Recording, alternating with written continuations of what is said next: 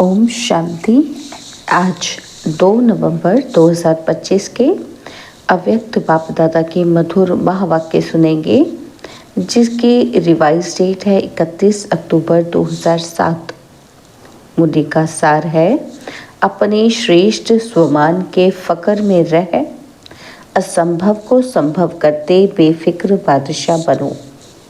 अपने श्रेष्ठ स्वमान के फकर में रह, असंभव को संभव करते बेफिक्र बादशाह बनो। तो चलिए बहुत प्रेम और एकाग्रता से सुनते हैं आज के अव्यक्त बाप दादा के मधुर महावाक्य। आज बाप दादा अपने चारों ओर के श्रेष्ठ सुमानधारी विशेष बच्चों को देख रहे हैं। हर एक बच्चे का सुमान इतना विशेष है जो विश्व में कोई भी आत्मा का नहीं है। आप सभी विश्व की आत्माओं के पूर्वज भी हो और पूज्य भी हो। सारे सृष्टि के वृक्ष की जड़ में आप आधार मूर्त हो। सारे विश्व के पूर्वज पहली रचना हो। तो बाप दादा हर एक बच्चे की विशेषता को देख खुश होते हैं। चाहे छोटा बच्चा है, चाहे बुजुर्ग माताएं हैं, चाहे प्रवृत्ति वाले हैं, हर एक की अलग अलग विशेषताएं हैं। आजकल कितने भी बड़े से बड़े साइंसदान हैं, दुनिया के हिसाब से विशेष हैं। जो प्रकृति जीत तो बने, चंद्रमा तक भी पहुंच गए, लेकिन इतनी छोटी सी ज्योति स्वरूप आत्मा को नहीं पहचान सकते। और यहाँ छोटा सा बच्चा भी मैं आत्मा हूँ ज्योति बिंदु को जानता है। फलक से कहता है, क्या कहता है कि मैं आत्मा हूँ।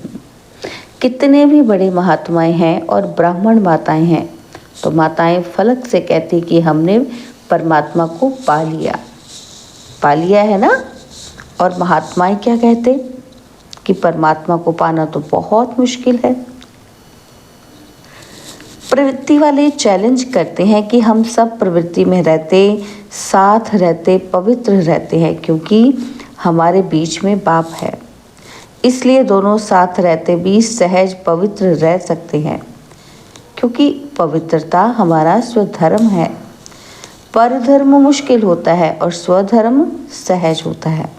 और लोग क्या कहते हैं कि आग और कपूस साथ में रह नहीं सकते, बड़ा मुश्किल है।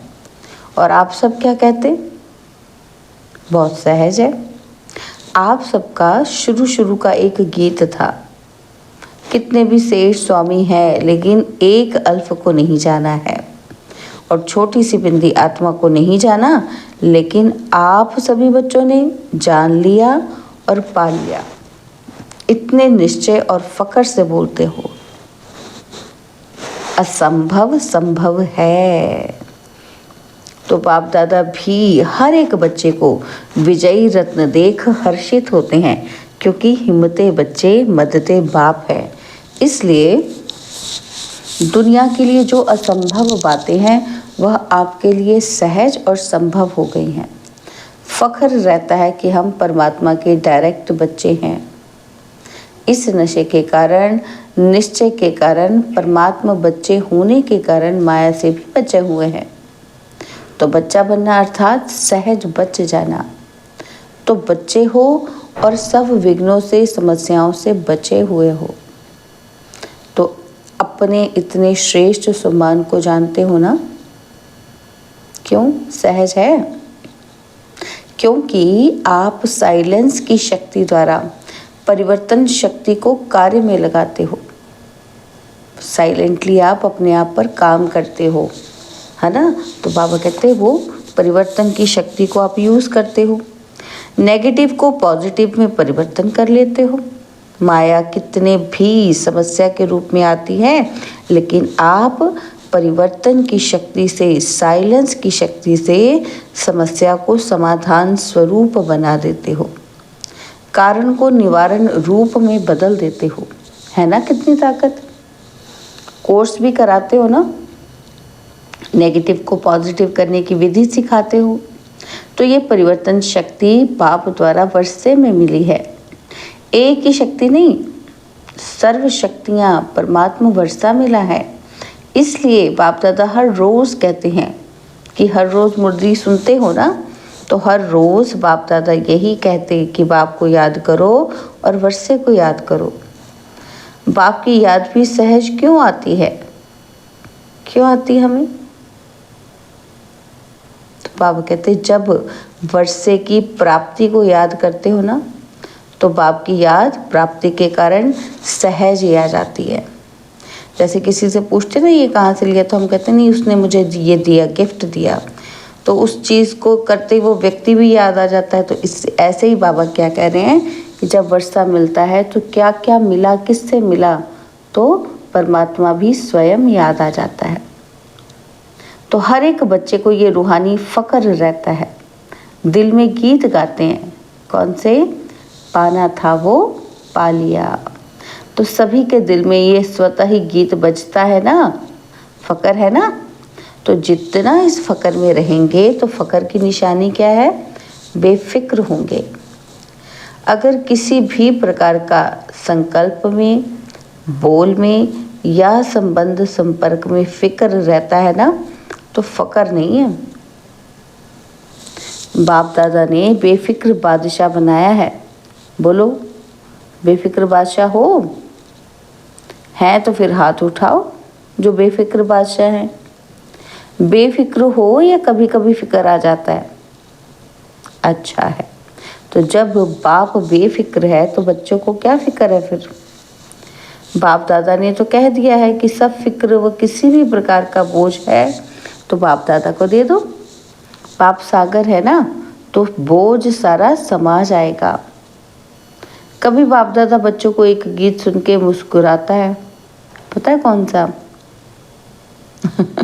बच्चे कौन सा गीत गाते हैं कि क्या करें, कैसे करें? तो कभी कभी तो गाते ही हो ना। बाप दादा तो सुनता रहता है। लेकिन बाप दादा सभी बच्चों को यही कहते हैं, क्या कहते हैं कि हे मीठे बच्चे, लाडले बच्चे, साक्षी दृष्टा की सीट पर सेट हो जाओ और सीट पर सेट होके खेल देखो, बहुत मज़ा आएगा। वह त्रिकालदर्शी स्थिति में स्थित हो जाओ। तो बाबा कहते सीट से नीचे आते हैं इसलिए अपसेट होते हो, सेट रहो तो अपसेट नहीं होंगे। तो कौन सी 3 चीज़ें बच्चों को परेशान करती हैं? चंचल मन, भटकती बुद्धि और पुराने संस्कार। बाप दादा को बच्चों की एक बात सुनकर हंसी आती है। पता है कौन सी बात है? कहते हैं बाबा क्या करें, मेरे पुराने संस्कार हैं ना। तो बाप दादा मुस्कुराता है। जब कह ही रहे हो कि मेरे संस्कार तो मेरा बनाया है, तो मेरे पर तो अधिकार होता ही है। जब पुराने संस्कार को मेरा बना दिया तो मेरा तो जगह लेगा ही ना। तो क्या ये ब्राह्मण आत्मा कह सकती है कि मेरा संस्कार मेरा कहा है तो मेरे ने अपनी जगह बना दी है? तो आप ब्राह्मण मेरा नहीं कह सकते। ये पास्ट जीवन के संस्कार हैं, शूद्र जीवन के संस्कार हैं, ब्राह्मण जीवन के नहीं हैं। तो मेरा कहा है तो वो भी मेरे अधिकार से बैठ गए हैं। फिर ब्राह्मण जीवन के श्रेष्ठ संस्कार जानते हो ना।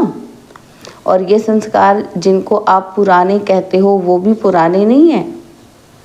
आप श्रेष्ठ आत्माओं का पुराने से पुराना संस्कार अनादि और आदि संस्कार है। ये तो द्वापर मध्य के संस्कार हैं। तो मध्य के संस्कार को बाप की मदद से समाप्त कर देना कोई मुश्किल नहीं है। परंतु होता क्या है कि बाप जो सदा आपके साथ कंबाइंड है उसे कंबाइंड जान सहयोग नहीं लेते। कंबाइंड का अर्थ ही है समय पर सहयोगी। लेकिन समय पर सहयोग ना लेने के कारण मध्य के संस्कार महान बन जाते हैं। बाप दादा जानते हैं कि सभी बच्चे बाप के प्यार के पात्र हैं, अधिकारी हैं। बाबा जानते हैं कि प्यार के कारण ही सभी पहुंच गए हैं, चाहे विदेश से आए हैं चाहे देश से आए हैं, लेकिन सभी परमात्मा प्यार की आकर्षण से अपने घर में पहुंचे हैं। बाप दादा भी जानते हैं कि प्यार में मेजॉरिटी पास हैं। विदेश से प्यार के प्लेन में पहुंच गए हो। बोलो, सभी प्यार की डोर में बंधे हुए यहाँ पहुंच गए हो ना। तो ये परमात्मा प्यार दिल को आराम देने वाला है। अच्छा, जो पहली बार यहाँ पहुँचे वो हाथ उठाओ, हाथ हिलाओ, भल पधारो। तो अभी बाप दादा ने जो होमवर्क दिया था ना, याद है होमवर्क? याद है? तो बाप दादा के पास कई तरफ से रिजल्ट आई है। सभी की रिजल्ट नहीं आई है, कोई की कितने % भी आई है, लेकिन अभी क्या करना है? बाप दादा क्या चाहते हैं? बाप दादा यही चाहते हैं कि सब पूजनीय आत्माएं हैं, तो पूजनीय आत्माओं का विशेष लक्षण दुआ देना ही है। तो आप सभी जानते हो कि आप सभी पूजनीय आत्माएं हो, जानते हो? तो ये दुआ देना अर्थात दुआ लेना अंडरस्टूड हो जाता है। जो दुआ देता है, जिसको देते हैं, उसकी दिल से बार बार देने वाले के लिए दुआ निकलती है।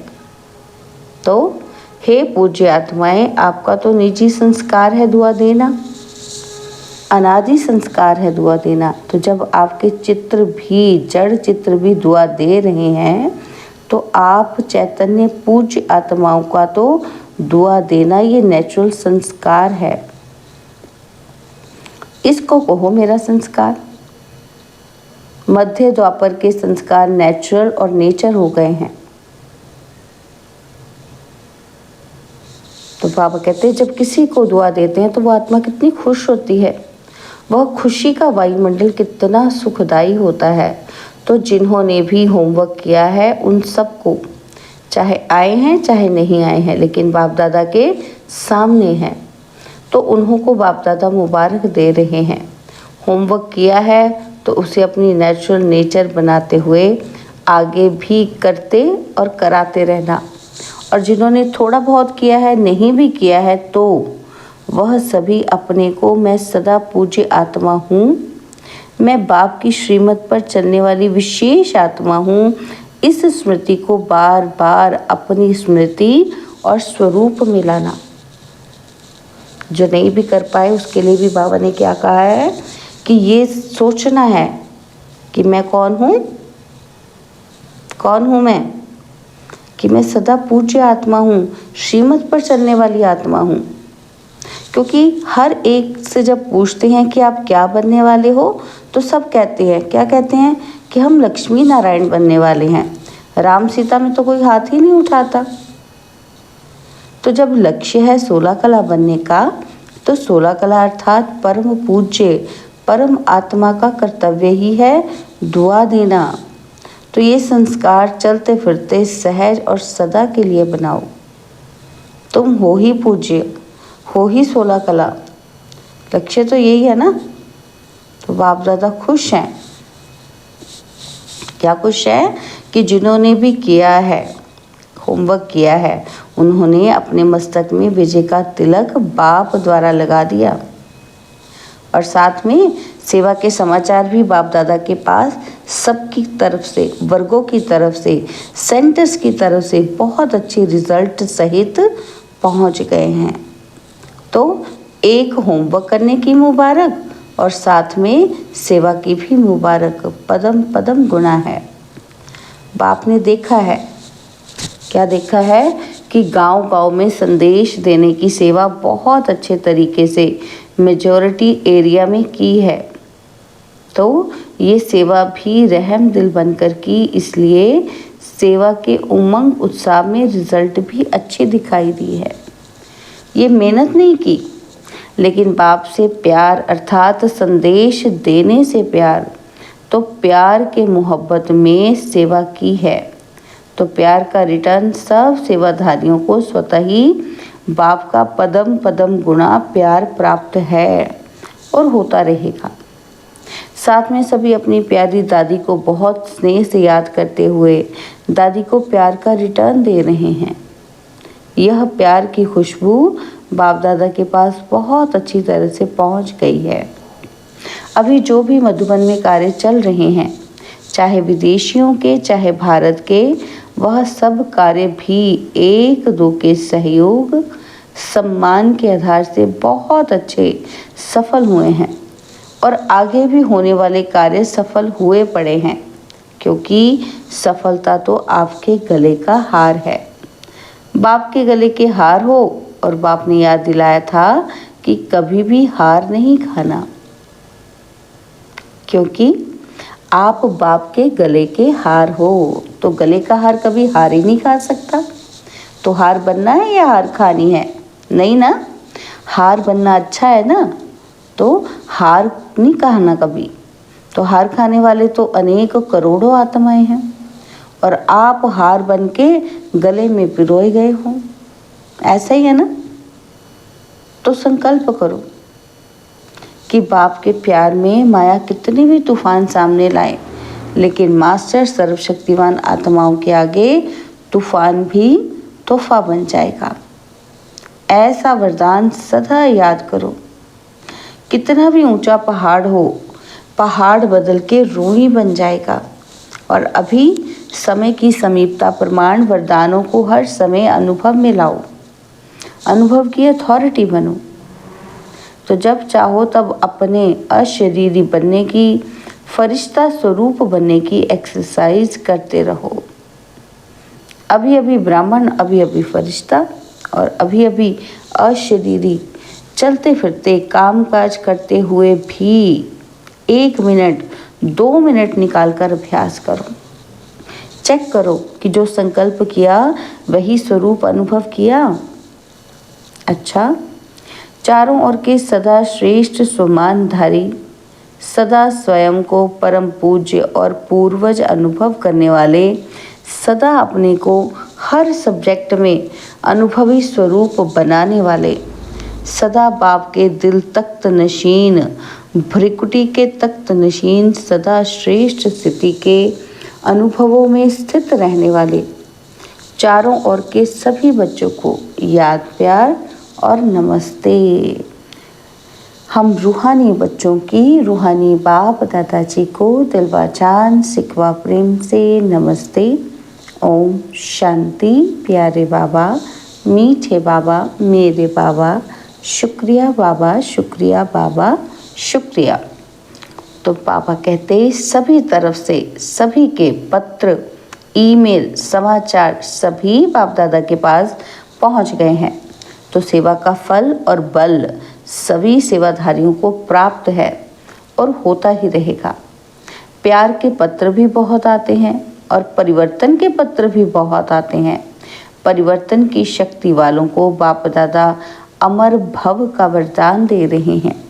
जिन सेवाधारियों ने श्रीमत को पूरा फॉलो किया है, ऐसे फॉलो करने वाले बच्चों को बाप दादा कहते सदा फरमान बरदार बच्चे। वाह, बाप दादा का ये वरदान, बाप दादा ये वरदान दे रहे हैं और प्यार वालों को बहुत बहुत प्यार से दिल में समाने वाले अति प्यारे और अति माया के विघ्नों से न्यारे ऐसा वरदान दे रहे हैं। अच्छा, आप सबके दिल में क्या उमंग आ रहा है? एक ही उमंग कि बाप समान बनना ही है ये उमंग? पांडव हाथ उठाओ, बनना ही है। दिखेंगे, बनेंगे, गे नहीं करना, लेकिन बनना ही है। पक्का? पक्का? अच्छा, तो हर एक अपना ओके का कार्ड अपने टीचर के पास चार्ट के रूप में देते रहना। ज़्यादा नहीं लिखो, बस एक कार्ड ले लो, उसमें ओके लिखो या लाइन डालो, बस ये तो कर सकते हैं ना, लंबा पत्र नहीं। अच्छा, तो बाप दादा ने जाते हुए वरदान दिया, संगम युग पर प्रत्यक्ष फल द्वारा शक्तिशाली बनने वाली सदा समर्थ आत्मा भव। संगम युग पर प्रत्यक्ष फल द्वारा शक्तिशाली बनने वाली सदा समर्थ आत्मा भव। बाबा कहते संगम युग पर जो आत्माएं बेहद सेवा के निमित्त बनती हैं, उन्हें निमित्त बनने का प्रत्यक्ष फल शक्ति की प्राप्ति होती है। यह प्रत्यक्ष फल ही श्रेष्ठ युग का फल है। ऐसा फल खाने वाली शक्तिशाली आत्मा किसी भी परिस्थिति के ऊपर सहज ही विजय पा लेती है। वह समर्थ बाप के साथ होने के कारण व्यर्थ से सहज मुक्त हो जाती है। जहरीले सांप समान परिस्थिति पर भी उनकी विजय हो जाती है। इसलिए यादगार में दिखाते हैं कि श्री कृष्ण ने सर्प के सिर पर डांस किया। स्लोगन: पास विद ऑनर बनकर पास्ट को पास करो और बाप के साथ सदा पास रहो। पास विद ऑनर बनकर पास्ट को पास करो और बाप दादा के सदा पास रहो।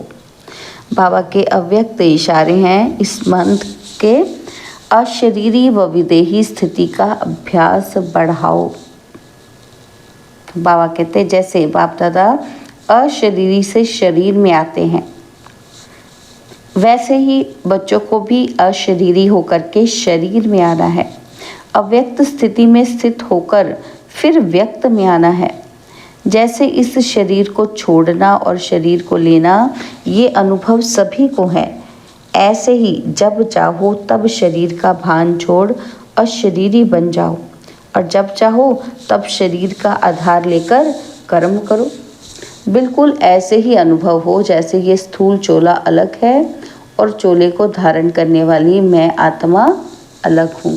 अच्छा, ओम शांति।